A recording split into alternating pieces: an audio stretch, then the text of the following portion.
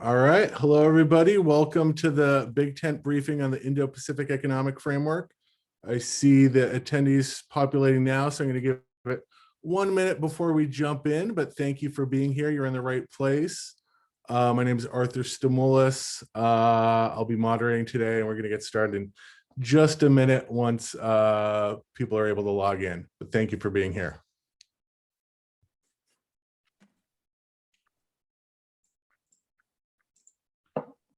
All right, I think we should get started. So again, thank you everyone for being here. My name is Arthur Stamoulis. I'm the executive director of both Citizens Trade Campaign and the Trade Justice Education Fund. I'm going to be moderating today's briefing on the Indo-Pacific Economic Framework. And in a moment, I'm going to introduce our 5 excellent panelists. Lori Wallach from ReThink Trade, Eric Gottwald from the AFL-CIO, Hebah Kassem from the Sierra Club, Melinda St. Louis from Public Citizen, and Jennifer Lee from ACLU Washington. By way of an agenda, each of them is going to speak for roughly 7 minutes. After all the panelists have spoken, we'll then open it up to some questions and discussion. And finally, we'll close with some resources and action steps around the IPEF public comment period, which is now open and closes on April 11th. Before we get into any of that, though, I'm just going to make some quick introductory remarks to help frame the discussion. And to start, we don't really know what's going to be an IPEF. And I'm not sure that anyone knows what's going to be an IPEF at this point in the process. My belief is that the administration is still legitimately trying to figure out, what they want to do with this deal. And in many respects, that's sort of the point of why we're gathering people to discuss this now. IPEF could end up being the biggest trade initiative of the Biden administration. And if we engage early enough, we could have a real say in what this pact does and doesn't contain. And I'll say, President Biden has been probably the friendliest president we've had on trade policy in many decades. I mean, probably the best thus far for anyone here's professional lives. And so it's important that what could end up becoming the Biden template on trade is something that advances our shared goals on things like labor and climate change. And conversely, it's also very important that the Biden template is not something that ends up hurting our long-term interests, such as in emerging areas like digital trade. And if we're being honest, the one thing we do know about IPEF is that it isn't an initiative that was suggested by the people in this room. Instead, it seems to come out of the lobbying efforts of people like Wendy Cutler, former Obama-era trade official, lead negotiator on the Trans-Pacific Partnership. And indeed, a lot of corporate lobbyists, media pundits, members of Congress are explicitly calling for IPEF to become a pathway back into the TPP. And I'll say, as long as President Biden remains president, I don't really see that happening. Were he not to be president any longer before IPEF is concluded, maybe there's some risk there, and I think that's something we should consider. But in the near term, I don't really think Biden is going to either directly put us back in the TPP or turn IPEF into a virtually identical agreement to the TPP. One reason for that is that both the president and certainly his U.S. trade representative seem to have moved on from a lot of the relevant trade policy questions in recent years, in no small part thanks to people in this meeting. Another reason is that the president and others around him certainly understand how toxic the politics of a move like that would be. They don't want to be branded as supporting a TPP-like deal. And thirdly, the White House seems pretty keen on not actually having a congressional vote on IPEF. And if IPEF isn't going to be subject to a congressional vote, it can't really be a deal that requires changes to U.S. law, although it very well could be something that effectively locks in existing U.S. law, meaning that it's important that we're only locking in policy that we support and policy we think is appropriate to be locked in internationally. So even a quote-unquote small and a quote-unquote fast executive agreement on IPEF could be useful if it sets new standards on labor rights and climate change and potentially other areas. And at the same time, even a small, fast deal that doesn't adjust tariffs or make other changes to US law could still be very dangerous if it ends up handcuffing lawmakers and regulators when it comes to issues like reining in big tech's increasing control over the economy and society. And the reason you're going to hear a lot about big tech today is because big tech is perhaps, the main lobby group behind the IPEF proposal. So it's going to be important that we're keeping a very close eye on their agenda for the pact. The last thing I'll say is there are some elements of the administration who seem very intent on having an international agreement in the Indo-Pacific region for geopolitical reasons. And for them, the actual content of the agreement might be a secondary concern to the geopolitics. There are then other elements of the administration who do actually seem pretty buddy-buddy with certain corporate interests, particularly big tech, and watching them is going to be important. And finally, there are other elements of the administration led by US Trade Representative Katherine Tai, who've been outspoken about the need for worker-centered trade policy, for trade policies that advance US goals on climate change, and for policies that protect consumers and that do better on racial justice. And so with these different strains in the administration, IPEF is an agreement that could very easily go in a number of different directions. And my hope is that by placing it on our radar now, we can help guide its course before major decisions about its content get locked in for good.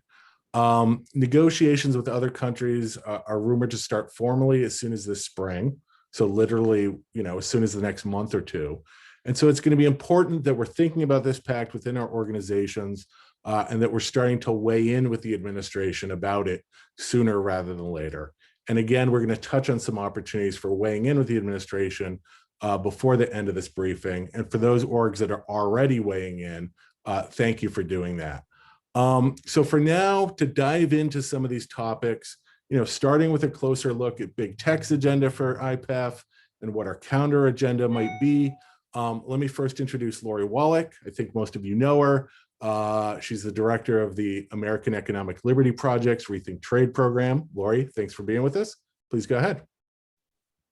Thank you very much, Arthur, and hello, everybody.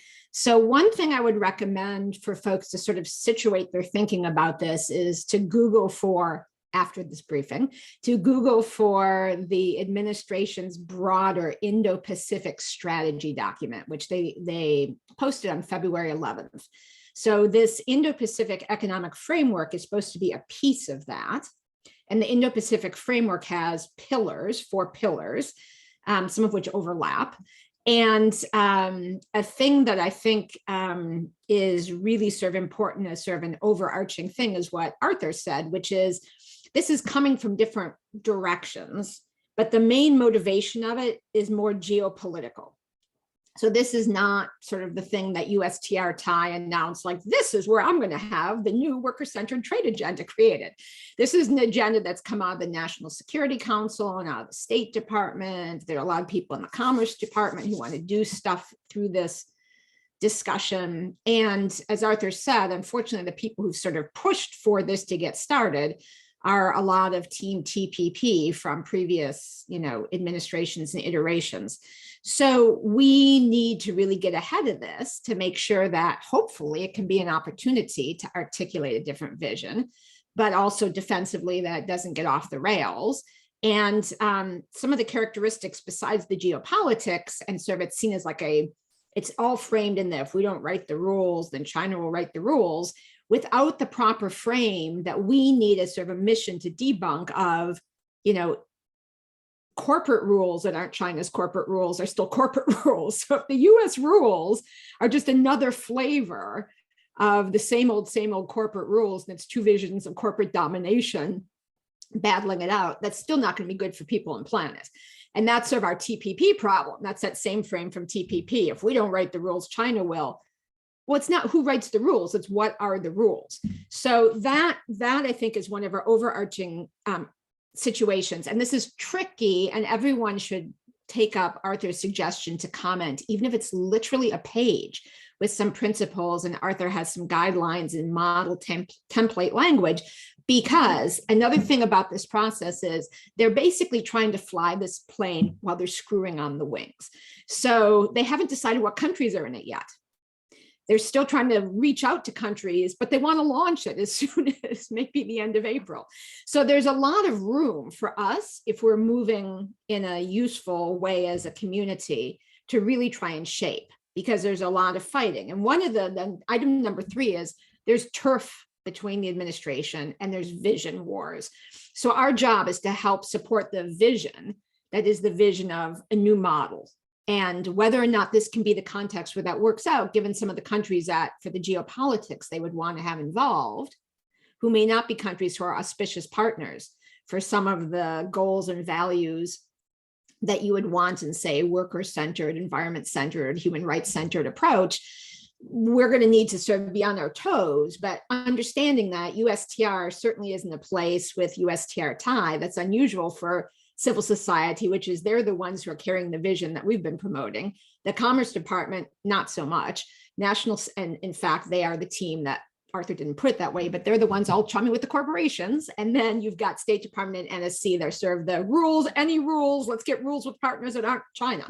So that's the dynamic we're all playing in, and we have a really important role. And then there's the turf between who the lead agencies are in different parts of this, these pillars. So just the final thing to flag is there's a lot of really confusing stuff at play here, because you keep hearing about things like there's no market access. But I think what they mean by that is there are no tariff cuts that are likely, although as Arthur said, this could, back into being a whole FTA if it lasts too long and there's a different vision at the helm. But when they say no market access, that does not mean that they're not going to try and do rotten things for market access in the service sector.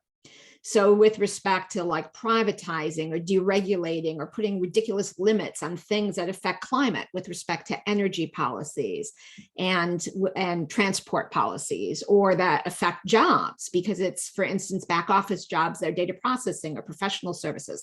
So just what they're saying when they say no market access is no tariffs. And that in a way is to try and keep it out of Congress's hands, which for us is a strategic complication, because usually we have the leverage between the branches of government to be able to play off. So we'll be needing to also gin up our friends in Congress to make sure that even if there aren't tariffs, they're right in there, our allies, insisting on the different model. So on the digital specifically, this is the area that seems to be the biggest sort of go-to focus of this, in part because it's a place where a lot can be done. And there's a lot of business interest by the big tech industry that basically is outside Congress's purview, is outside tariffs, but a lot of problematic stuff can be done with respect to what this means for workers and wages, what this means to consumer rights, what this means to really fair commercial activity. Our small business is going to get crushed by these dominant platforms, et cetera. And there's a big civil rights, human rights angle to it as well, given we've seen all the discrimination and incitement that's happening online right now. So just to give folks a little bit of an overview, the digital trade brand, which we're just about to start focus groups to figure out what we should call it. That's the other side's brand. That's big tech's brand. Like, what a great term, digital and trade. It makes it seem like you get stuff faster and you like it. We're going to figure out what to call it that does not sound so happy.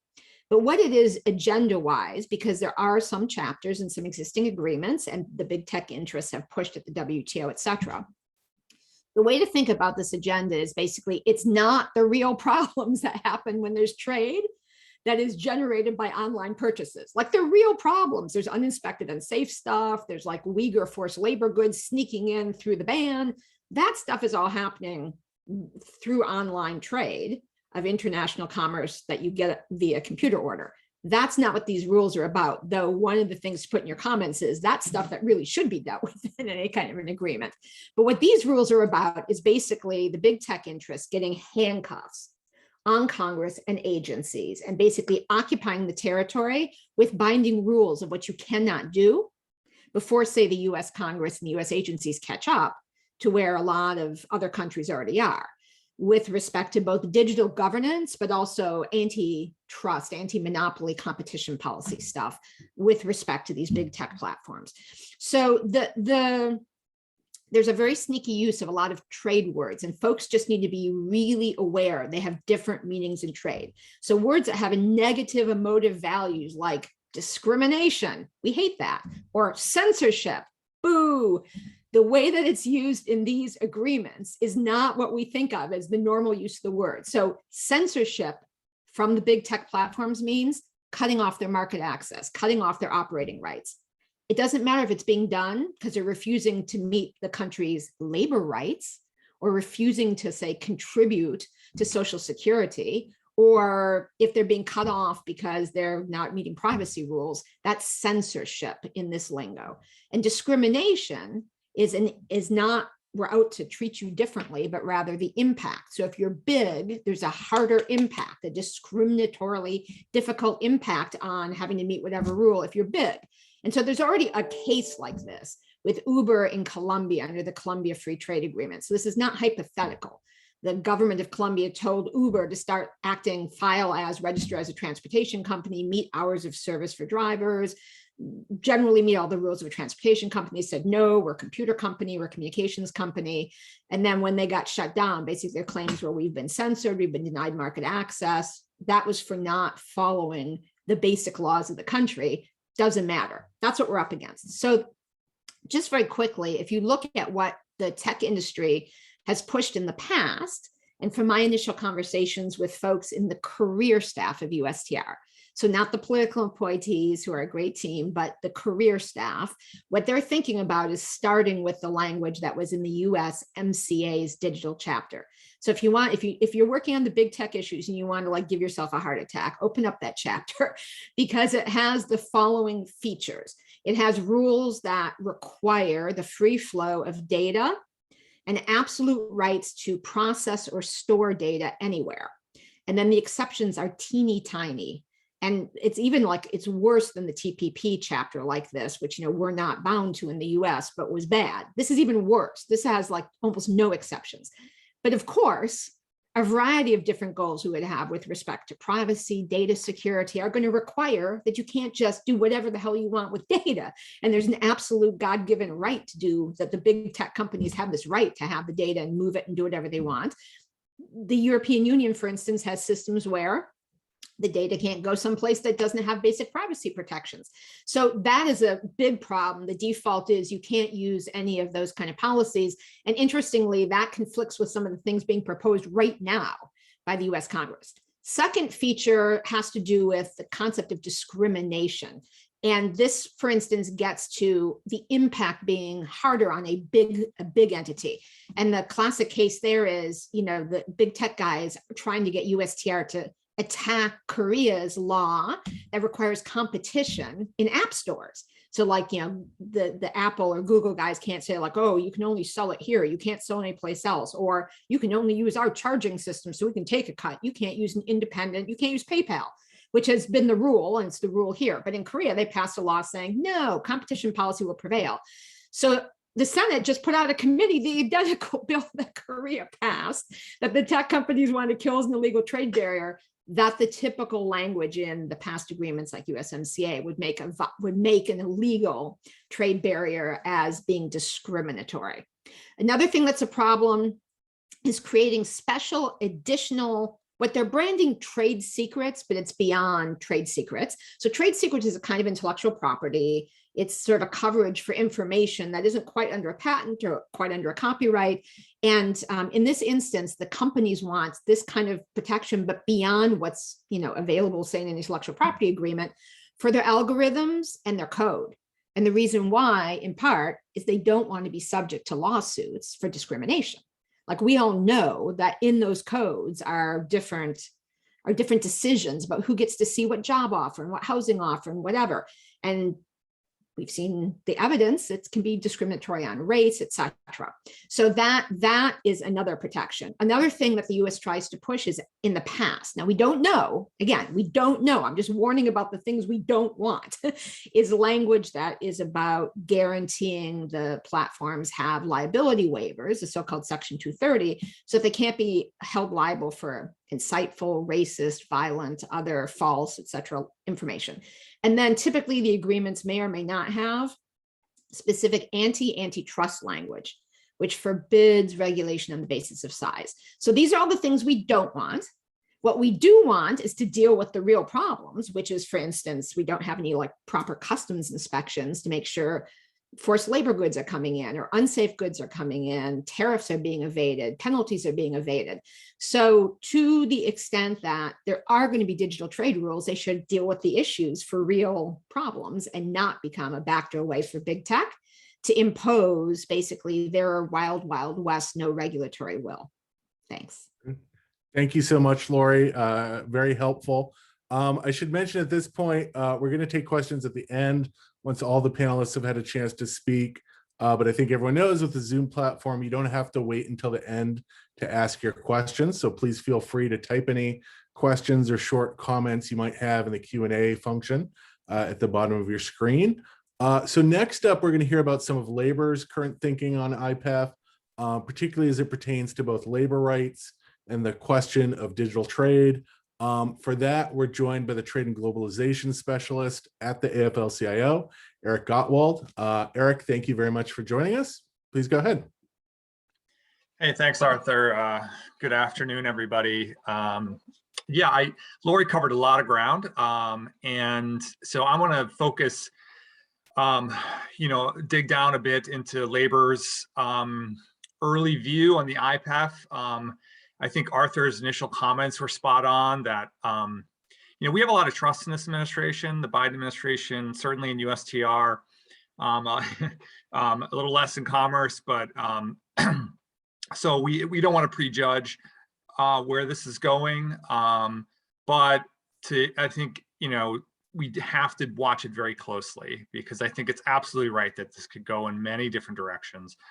And we can't take it for granted that, that it's absolutely going to be worker-centered or, advance the interests of consumers or the environment. I think we all have to watch this very closely, specifically given how many folks in this administration were in the Obama administration and administrations before that, and certainly don't share our view on the neoliberal trade model and other things. So, I think it's no surprise our central lens, AFL-CIO and our affiliates, is really is our main question is the IPEF going to advance the rights and interests of working people in the United States and the Indo-Pacific?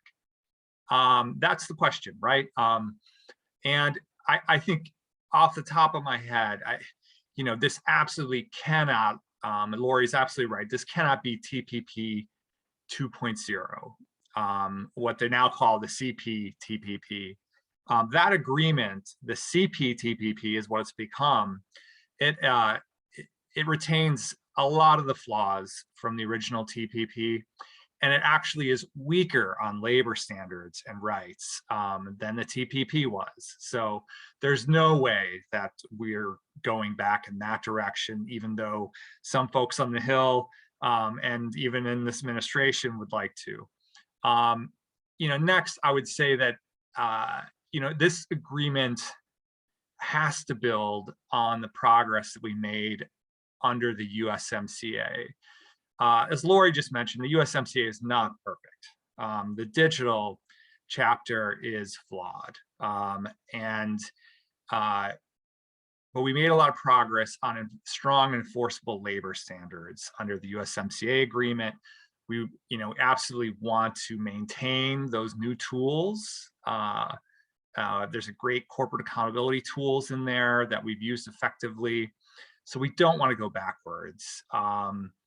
And the point was made earlier that there's no market access in this. And that is important for our members to be clear. But as Lori mentioned, no market access is great, but these trade agreements, most of modern trade agreements aren't about market access anymore. They're about setting rules for the global economy, what can and can't be done, what can be regulated and how. And certainly working people have an interest in all of that. And it affects competition, and it affects outsourcing and all the things we care about. So I'll just say that if you think about the countries that have been mentioned, we definitely have concerns around the labor conditions and workers' rights in a number of these countries.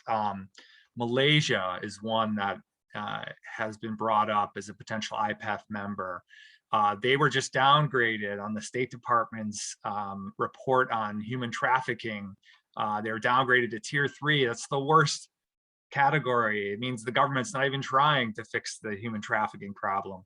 And so Malaysia's got huge problems with forced labor and human trafficking. Vietnam, also a potential IPEF country, authoritarian state, absolutely no free trade unions.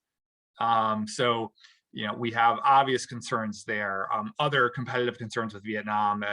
Vietnam is used frequently by China and Chinese companies as a platform to evade a lot of our trade rules, tariffs, and so we have a concern on that. And then Indonesia and India have also been mentioned.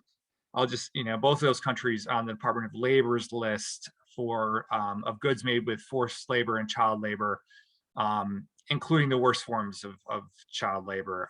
So, not the easiest cast of characters that could be involved in the IPEF here. We will definitely be raising those labor issues with, and it won't just be the AFL-CIO. To be clear, we're going to work with our trade union partners overseas in all these countries, in Japan, in Korea, in Singapore, in whoever else is involved. So I think my last few comments. I do agree with Lori on we have a lot of concerns about the digital trade and particularly the model under USMCA.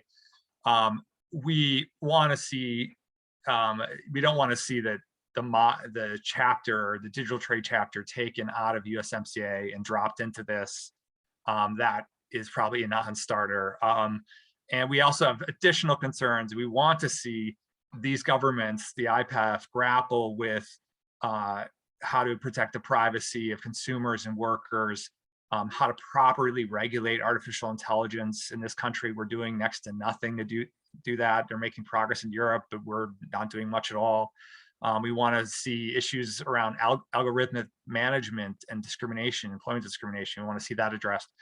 So, we both have things we don't want them to do and things we want them to do. Next steps for us, Lori's absolutely right. Everybody should be thinking about, a comment to the Department of Commerce and USTR, and they're due on April 11th. We're going to be filing comments and working on that with our affiliates now. We are also just reaching out to our affiliates and doing education engagement around the IPEF. This is a process going to probably go for 12 to 18 months, if not 2 years or more.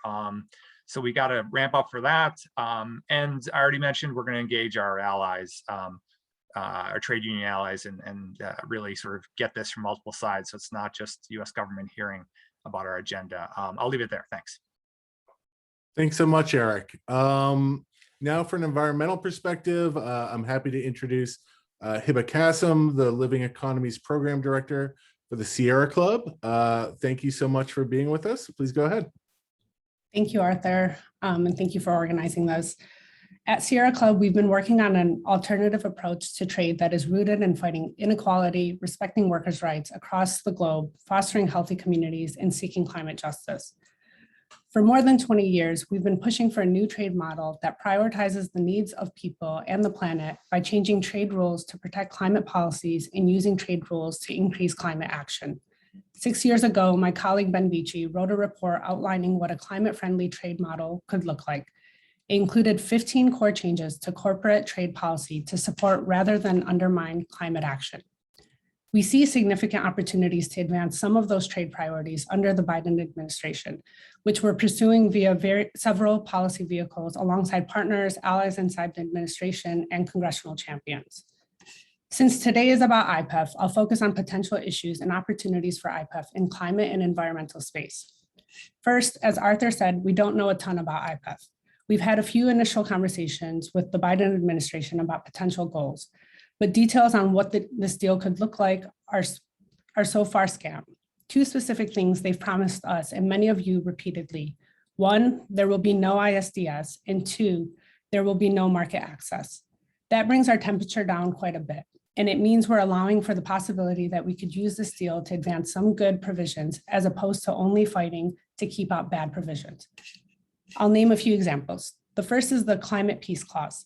Trade cases continue to be used to challenge renewable energy policies across the world, policies that we need to reduce emissions and ramp up renewable energy. As one example that involves two IPEF countries a couple years ago, the US challenged India's solar policies at the WTO. The WTO then ruled against India's solar policies. India then challenged at the WTO the solar and wind policies in 8 US states, policies that looked an awful lot like India's. The WTO then ruled against US solar policies. This is ridiculous. We have less than a decade to turn the corner on climate change. We simply do not have time for countries to be challenging each other's climate policies on the basis of decades-old trade rules that predate broad awareness of climate change. To protect climate action from outdated trade rules, we support incorporating a climate peace clause into new and existing trade and investment agreements and frameworks. A peace clause is a moratorium on the use of trade or investment rules in international agreements to challenge governments' climate policies. It would help protect any measure a country takes to implement its climate commitments. This could include, for example, policies to reduce use of reliance on fossil fuels, and also policies to ramp up the production and distribution of renewable energy and clean energy goods like electric vehicles, heat pumps, and wind turbines. Such a clause would give countries the policy space to enact the climate policies needed to meet or exceed their commitments under the Paris Climate Agreement. A climate peace clause also would give us more time to permanently remove the threats that outdated trade rules pose to the climate action our communities urgently need. We're suggesting the incorporation of a climate peace clause in a variety of trade and diplomatic fora. We could see IPEF as one potential venue for a climate peace clause. The second example is to require meaningful climate commitments. To date, none of our trade deals make any mention of climate change, much less include binding climate standards. This climate loophole in our trade policies has cost jobs for US workers and undercut our climate goals by making it easier for corporations to shift their most polluting plants to countries with lower wages and weaker labor and environmental standards. These corporations then make steel, auto parts, and other products with a high degree of climate pollution and send them back to the US for our consumption. For example, manufacturing an average ton of steel in China causes more than twice as much climate pollution as in the US. As a result, today the amount of carbon that goes into the goods we import is so large that it nearly equals the total carbon emissions of all US factories combined. Unfair trade accounts for literally half of our industrial climate pollution problem. Part of the solution for closing this climate loophole is to include binding climate standards in trade agreements. Specifically, trade deals should require signatory countries to adopt, maintain, and implement policies to fulfill their Paris Climate Agreement commitments. This should also include an enforceable requirement for signatory countries to live up to the nationally determined contributions they submitted under the Paris Agreement.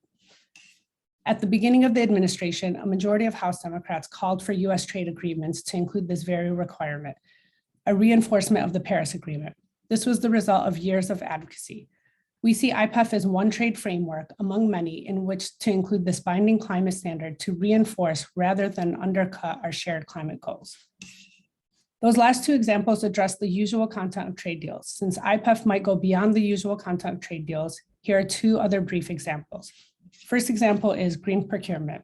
We've been working for the past 6 years on an effort called Buy Clean, a policy to use the government's vast purchasing power to boost demand for clean steel and other construction materials, instead of funneling our tax dollars to polluting companies.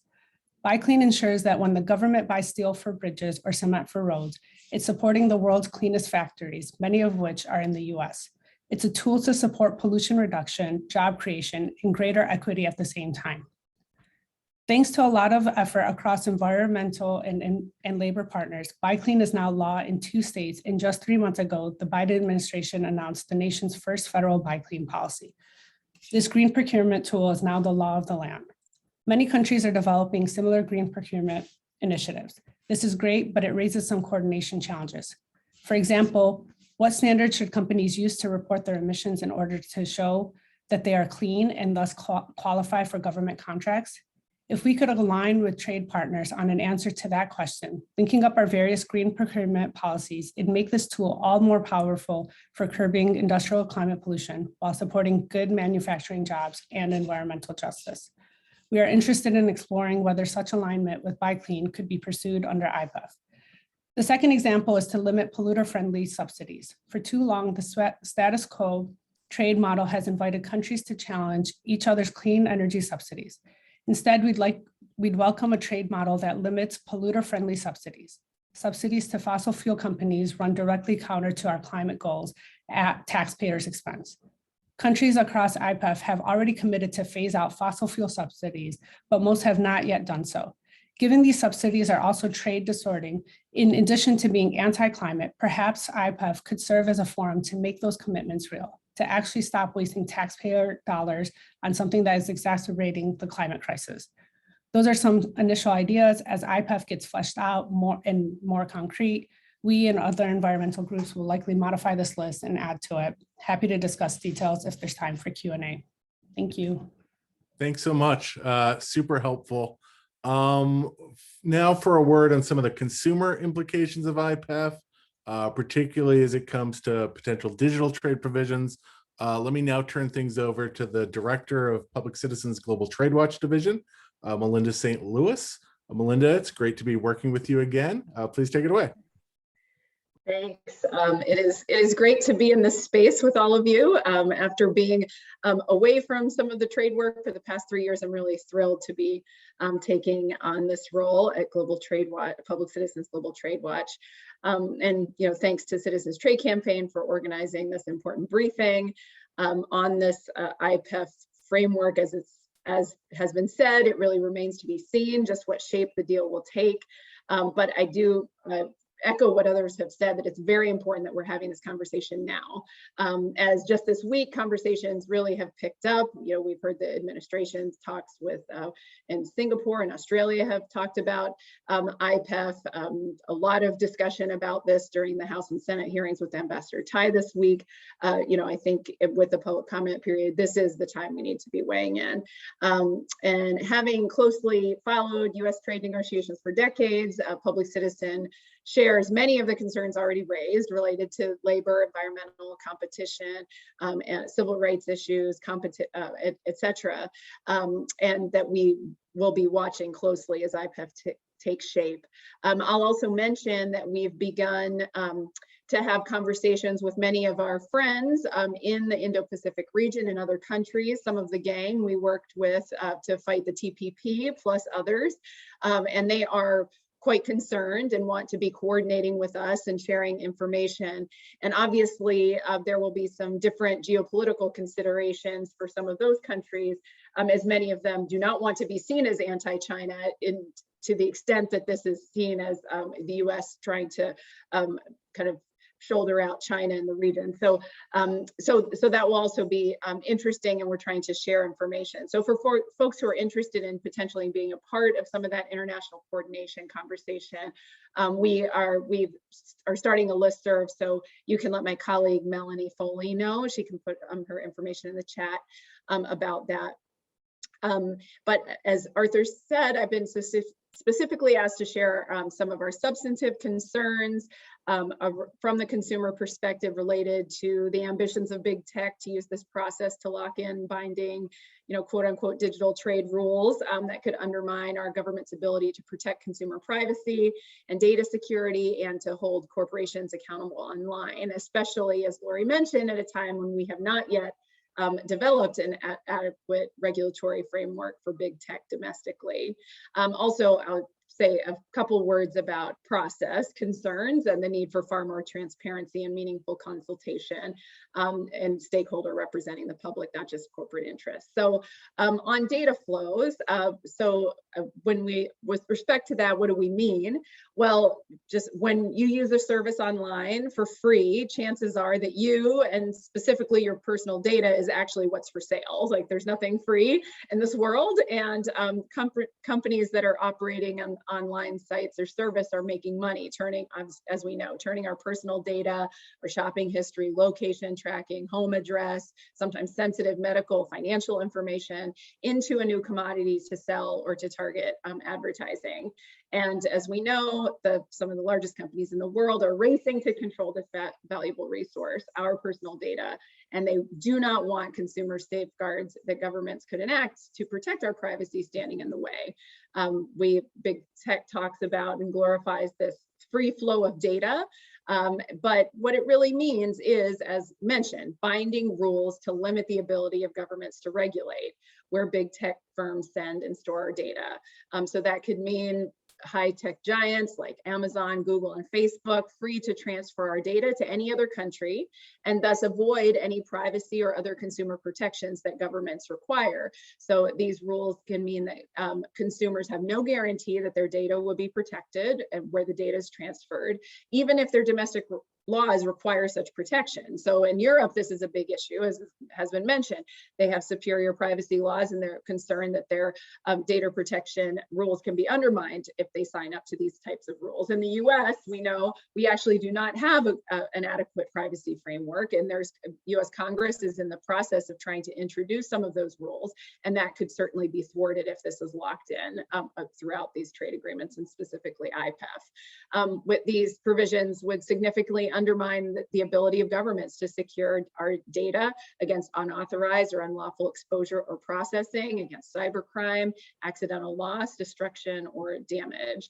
And as has been mentioned, we've seen these digital trade terms popping up in various agreements, from the TPP to this Digital Economic Partnership Agreement, the USMCA, WTO, e-commerce talks. They're looking in every fora of big tech is trying to do this. And it's clear that many governments, especially in the global South, have been signing up to these terms without understanding the implications for their domestic policy making. So Public Citizen, among many consumer organizations such as Consumer Action, Consumer Federation of America, National Consumers League, US PIRG, have opposed trade agreements that prohibit countries from enacting these data localization laws or limiting data flows. So that is one big piece that just to flesh out a little bit more. And then the other piece from a consumer perspective that I wanted to dig in a little bit is around corporate accountability and this liability waiver of Section 230 that Lori mentioned. The consumer community is concerned about this. There is a big public debate about the rules that govern internet service, that govern the internet with respect to Section 230 of the Communications Decency Act. This is a law that shields online platforms from liability for content posted by third parties, so such as fraudulent or defamatory posts on Facebook. Some experts say that this is a really core component of free speech online. There are others that say it's mainly helps these mega corporations avoid liability for negligence. And so this is a strong ongoing domestic debate. And therefore, we believe it'd be a big mistake to include overly broad corporate liability waivers like Section 230 in a trade agreement. And ProPublica investigations found that Facebook allowed advertisers to discriminate and exclude people based on protected classes, including ancestry, gender, and age. And when they were confronted with these and other allegations, Facebook has argued that Section 230 means civil rights laws don't apply to the company. Also, Section 230 has been what companies like Amazon have used to deflect responsibility for counterfeit or defective or dangerous goods sold by third parties on their platform. So given this vigorous opposition to and some support, for Section 230 in the U.S. Congress. Actually, Ambassador Tai even today referred to this ongoing debate in her testimony to the Senate Finance Committee. It's exactly why this sort of policy should not be locked in via a trade agreement, but should be decided in an open and democratic forum. Already many prominent public interest groups that focus on civil rights and democracy and market power have spoken out against including a corporate liability waiver in these trade agreements, including Center for Digital Democracy, Color of Change, Lawyers Committee for Civil Rights under the law. And so we want to keep that that coalition focused on this IPEF, making sure that Congress continues to have the flexibility to address concerns with Section 230 and not have their policy space preempted by international trade agreements. So we need to be vigilant about that. And then finally, on transparency, I saw Jamie wrote in the chat a concern around the process with consumer organizations, and I know many of us are very concerned about this. It's clear that if the Biden administration is serious about charting a different worker-centered, people-centered trade policy, they have to ensure a stark departure from the antiquated, closed-door, corporate-dominated process from previous FTA negotiations, like many of us saw during the TPP. The trade advisory system previously was dominated by more than 500 corporate advisors, just a handful of labor advisors, one consumer advocate, and all the US positions and negotiating texts were kept completely secret, even from Congress for much of the negotiation.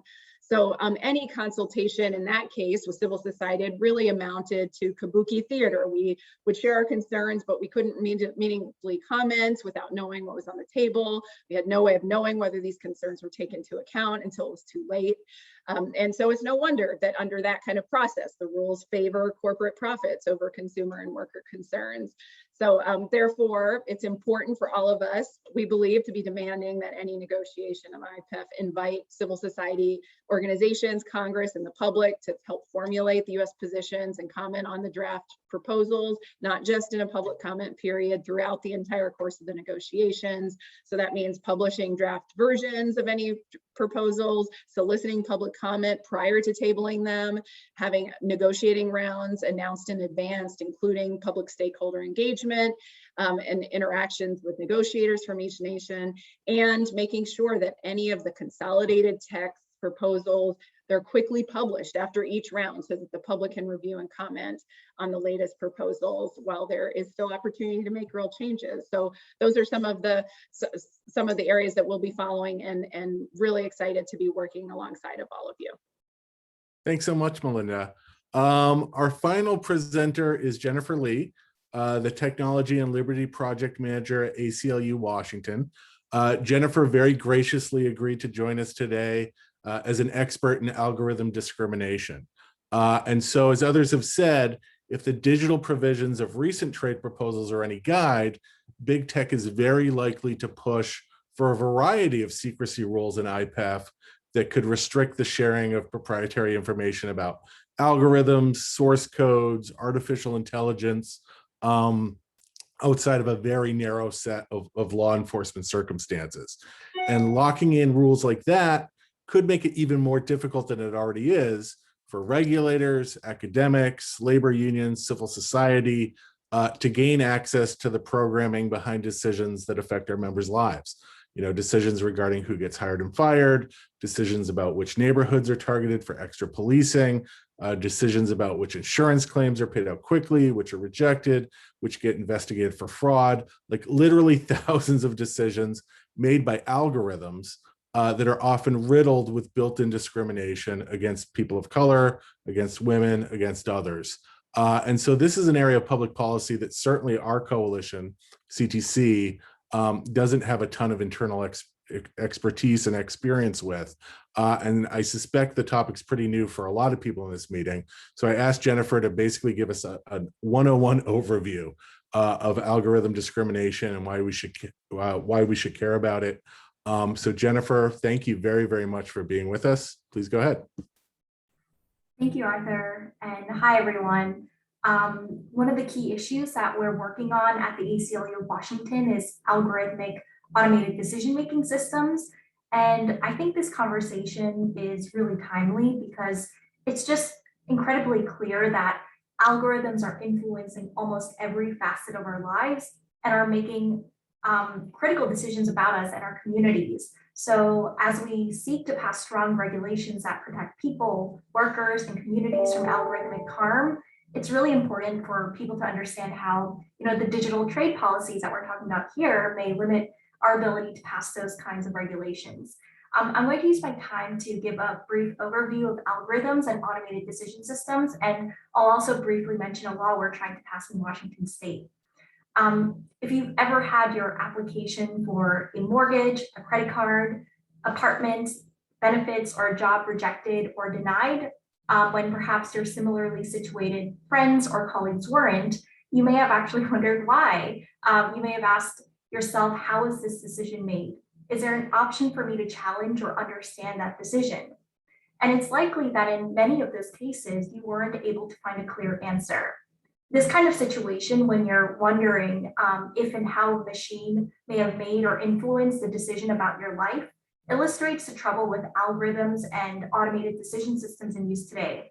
And that is that often we don't even know when they're in use. And when we do know, it's difficult, if not impossible, to understand how they work. This lack of transparency seriously impedes our ability to question if an algorithm is discriminatory, and it impedes our ability to prevent and rectify harm. What we know now is that both government agencies and companies are increasingly using these powerful automated systems to make some of the biggest decisions in people's lives. As Arthur mentioned, to determine whether people receive healthcare or housing assistance, to whether they're sentenced to prison. And it's troubling that often the agencies and companies that develop these secret algorithms may not even know exactly how these tools make decisions. So when an algorithm decides to deny someone disability benefits, cuts them off for medications, holds them in jail without bail, that person may never know why, and the agency or company using the system may never know either. So this lack of transparency and accountability has created serious due process nightmares in states like Arkansas and Idaho, where people with disabilities have lost benefits that allowed them to live meaningful lives on their own. And in Michigan, use of unaccountable automated decision technology led to over 400,000 residents having their unemployment checks wrongfully withheld due to false fraud determinations. This kind of algorithmic error ruined the lives of many families, some of whom were fined thousands of dollars and had to declare bankruptcy. Many of these automated decision-making systems are created using complex mathematical formulas that are based in statistical regression analysis or machine learning, which is a type of artificial intelligence. And to put it simply, these formulas or algorithms are created by using computers to look for commonalities in large data sets. So for one example, an HR software company might create a hiring formula based on a computation of what successful or unsuccessful job candidates might have in common, given all of their data from the job application process. Once the computer determines a secret formula or algorithm based on all the data available, that algorithm may then be applied to future job applicants to score their fitness for a role. But because these algorithms identify people who are similar to those who have previously been hired, they can simply reinforce and exacerbate any bias that was used in past hiring decisions without any visibility or opportunity for correction. And not all biases may be obvious, because sometimes characteristics that aren't directly associated with things like gender, age, race, can still indirectly reflect those characteristics.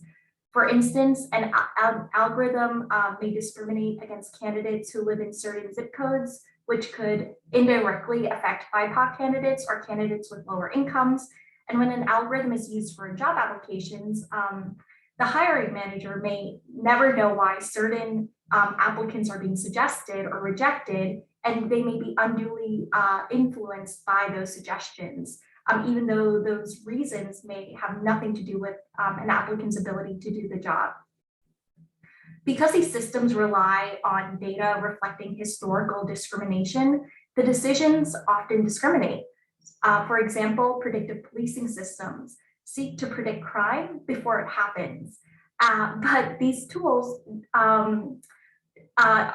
so these tools determine where law enforcement should deploy resources. But because these systems use data that reflect the historical over-policing of neighborhoods of color, that sort of determination will lead to more over-policing of neighborhoods of color.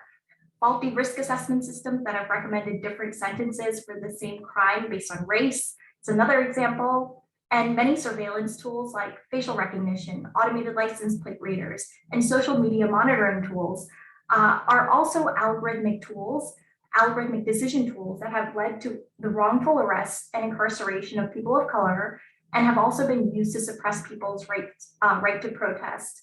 These tools are used to disproportionately surveil marginalized communities, further entrenching systemic racism, exacerbating inequities, and resulting in life or death encounters with law enforcement.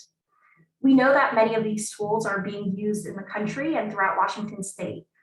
We conducted a 2020 public records request and found that several state and local agencies in Washington use some sort of hiring tool or software to manage their employees and job candidates.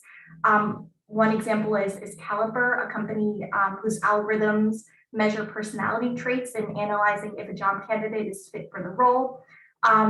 And these kinds of systems may seem helpful, they definitely need further scrutiny as algorithmic decision systems have proven to inadvertently discriminate along many factors. Amazon, for example, previously ditched a recruiting tool after the company discovered its algorithm discriminated against women.